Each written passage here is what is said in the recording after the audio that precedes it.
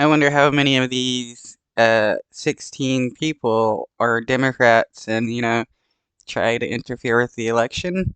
Hmm, let's find out. Local 4 News starts now with a breaking news alert. The Michigan Attorney General drops the legal hammer on 16 GOP members who signed paperwork falsely claiming Donald Trump had won Michigan's electoral votes in 2020. The 16 charged include a former vice chair of the Michigan Republican Party, a national GOP committee woman, and another prominent state GOP member. Why is it always the Republicans doing the election interference? And, Democrats are never caught doing this because Democrats aren't doing this. Accused in these multiple counts of forgery. Mara McDonald live at the AG's office in the News Center area. This has been under investigation for a long time, Mara. Devin, this has been going on for years, both at the federal level and the state level. Let me bring everybody up to speed on what we're talking about here. It is December 2020, okay? And it is basic election law in that the person who wins the state of Michigan, the people who are his electors, show up in Lansing, go to the Michigan Senate, sign documentation saying, in this case, Joe Biden won Michigan. I'm signing my name, and you send it off to the National Archives. Now, all of that happened, but here's what happened as well.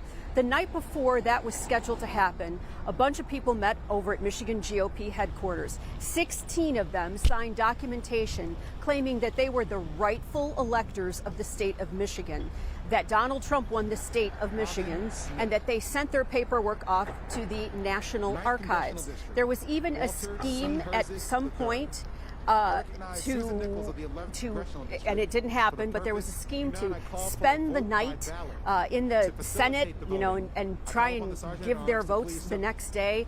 That didn't happen. Some of those electors did try to show up at the Michigan Senate. They were turned away by the Michigan State Police, but they sent their documentation off to Washington anyway.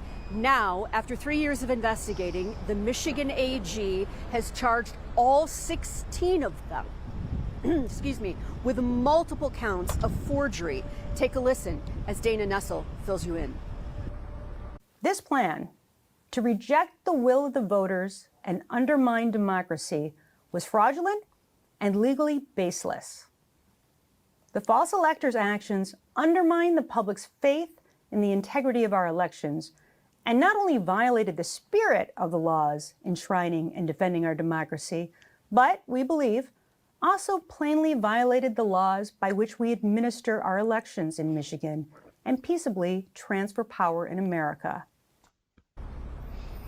Back here live, we're going to put all those 16 up on click on so you can see exactly who is affected here. But some of the bigger names on there: Meshawn Maddock, former vice chair of the Michigan GOP, Kathy Burden, who is the state committee woman from Michigan to the national GOP.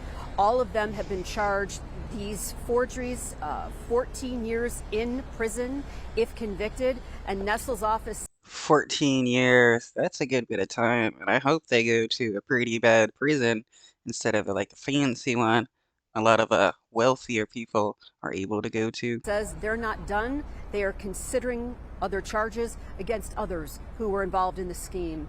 We are live in the News Center. I'm Mara McDonald.